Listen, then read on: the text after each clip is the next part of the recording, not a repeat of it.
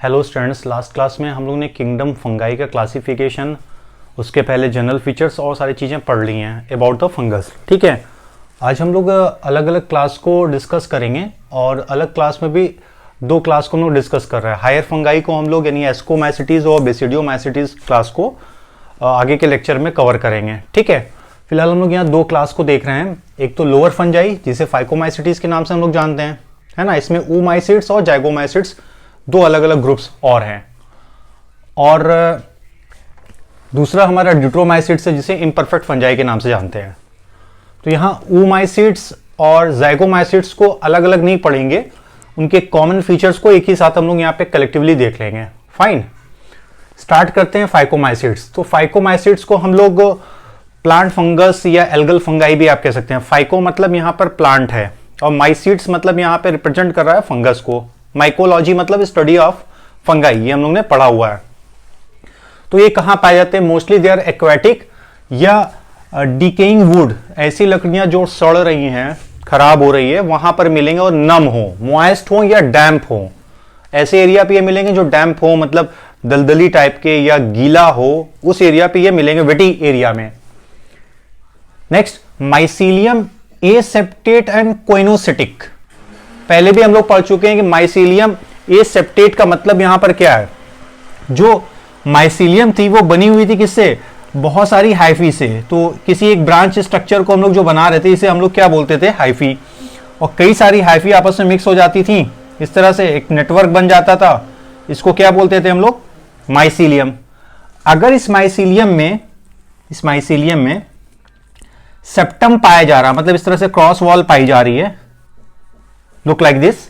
अगर इस तरह से सेप्टम मिल रहा है, सेप्टम और क्रॉस वॉल इज प्रेजेंट, तब हम लोग क्या बोलते थे? Septate hyphae. लेकिन यहां पर क्या है?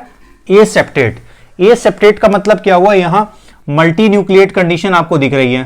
ठीक, मल्टी न्यूक्लिएट कंडीशन, यहां पे मल्टी न्यूक्लिएट होगी बट सेप्टम वाइज डिवीजन होगा। यहां पे ऐसा नहीं है। साइटोप्लाज्म एक दूसरे के कनेक्शन में है और ये न्यूक्लियस इस तरह से पाया जा रहा है। तो ये कंडीशन क्या है? कोइनोसाइटिक, या हम लोग एसेप्टेट बोलेंगे। तो हाइफी यहां पे कैसी होगी? एसेप्टेट। यही ऐसा है क्लास जहां आपको एसेप्टेट हाइफी मिलेगी। बहुत इंपॉर्टेंट है, आपको ध्यान में रखना होगा, सीधा क्वेश्चन कभी कभी पूछ लेता है। ये एसेप्टेट होगी। नेक्स्ट आते हैं मोड ऑफ न्यूट्रिशन। तो ज्यादातर फंगस की तरह से ये भी सेप्रोफिटिक न्यूट्रिशन शो करते हैं, कुछ पैरासिट्स के फॉर्म में भी होते हैं। सेल वॉल कैटिनियस, यानी पॉलीमर किसकी होगी?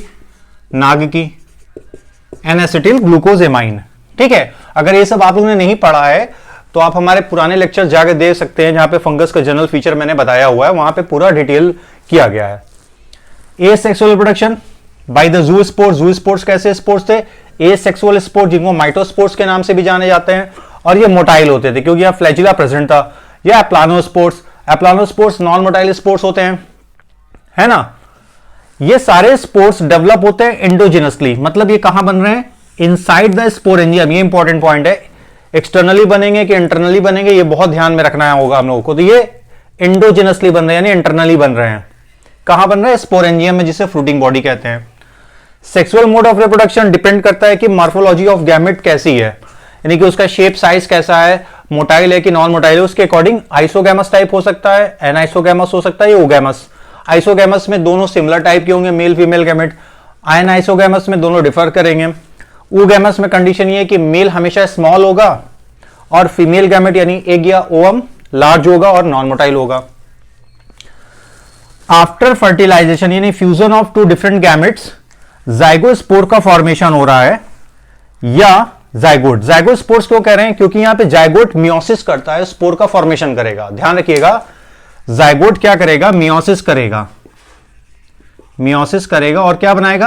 हैप्लॉइड स्पोर्स बनाएगा। क्या बनेगा? Haploid spores. ये स्पोर जर्मिनेट करके फिर से न्यू हाइफी का फॉर्मेशन कर देंगे।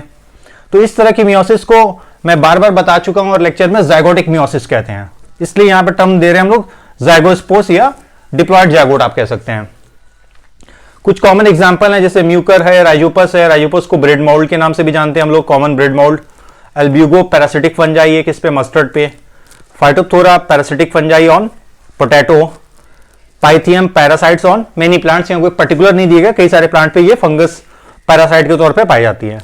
तो this is about the Phycomycetes, general features हो गए। अब आते हैं हम लोग डिट्रोमाइसिट्स पे। तो डिट्रोमाइसिट्स को हम लोग इम्परफेक्ट फंजाई के नाम से जानते हैं। क्यों जानते हैं? आपको फाइकोमाइसिट्स, एस्कोमाइसिट्स और बेसिडियोमाइसिट्स, इन तीनों में सेक्सुअल प्रोसेस ऑफ रिप्रोडक्शन तो मिल जाएगा, सेक्सुअल लाइफ साइकिल आपको दिखेगी, लेकिन डिट्रोमाइसिट्स में अभी तक रिपोर्ट नहीं हुई है। हो सकता है आने वाले समय में खोजा जाए, लेकिन अभी तक इनमें सेक्सुअल मोड ऑफ रिप्रोडक्शन नहीं ढूंढा गया है, जिसकी वजह से इनको हम लोग इम्परफेक्ट फंजाई कहते हैं, है ना। Sexual reproduction not reported, hence called imperfect fungi. ये बहुत इंपॉर्टेंट है कि इनको इम्परफेक्ट फंजाई क्यों कहते हैं। जिस दिन मिल गया उस दिन इनको हम लोग एस्कोमाइसिट्स या बेसिडियोमाइसिट्स में प्लेस कर देंगे, या हो सकता है नया कोई क्लास बने। तो यहां पे कुछ मोड ऑफ न्यूट्रिशन देखते हैं, कुछ सेप्रोफाइट होते हैं या पैरासिटिक फॉर्म में हो सकते हैं, लेकिन ज्यादातर दे आर लार्जली डीकंपोजर्स। तो डीकंपोजर्स होंगे तो मिनरल साइक्लिंग में मदद करेंगे। Cell wall as such chitinous होगी, कुछ मॉडिफिकेशन थोड़ा बहुत आपको हल्का सा मिले, काइटिन तो मिलेगा ही सब में, लेकिन थोड़ा बहुत मॉडिफिकेशन मिल सकता है कि पॉलीसैकेराइड या लिपिड का कंटेंट कुछ वेरी करे, या अदर केमिकल्स, सपोज प्रोटीन का। माइसिलियम सेप्टेट होगी और ब्रांच्ड होगी। अब यहां पे चेंज हो गया, यहां पे कैसे थी सेप्टेट, यहां पे सेप्टेट है कि ये माइसिलियम हो गई और सब में सेप्टम पाया जा रहा है ना, ये सेप्टम पाया जा रहा है और ये न्यूक्लियस है। तो कोइनोसिटिक कंडीशन यहां पे नहीं पाई जाएगी और ब्रांच्ड होगी। Asexual reproduction by the conidia, जो कोनिडियोस्पोर पे डेवलप होता है, या दूसरे स्पोर्स से हो सकता है। ये सभी स्पोर्स माइटोस्पोर्स होंगे और माइटोसिस सेल डिवीजन के थ्रू बनेंगे। सेक्सुअल रिप्रोडक्शन नहीं है, जिसकी वजह से इन्हें हम लोग इम्परफेक्ट फंजाई कहते हैं। कुछ common example, Colletotrichum, Alternaria, Trichoderma, Cercospora और हेलिमेंथोस्पोरियम, ये कुछ एग्जांपल्स हैं। जो भी एग्जांपल्स हैं ये भी बहुत इंपॉर्टेंट है फंगस के, चाहे इधर हो या इसमें हो या दूसरे क्लासेस में। उसके लिए उसको हम लोग ट्रिक वाइज पढ़ लेंगे, एक लेक्चर बना लेंगे और ट्रिक वाइज देख लेंगे कितनी आसानी से हम लोग उसको याद कर सकते हैं। तो ये दोनों क्लास का जनरल फीचर हो गया। नेक्स्ट क्लास में हम लोग कुछ और पढ़ेंगे, कुछ और फंगस क्लासेस के साथ। तब तक के लिए आप लोगों का शुक्रिया।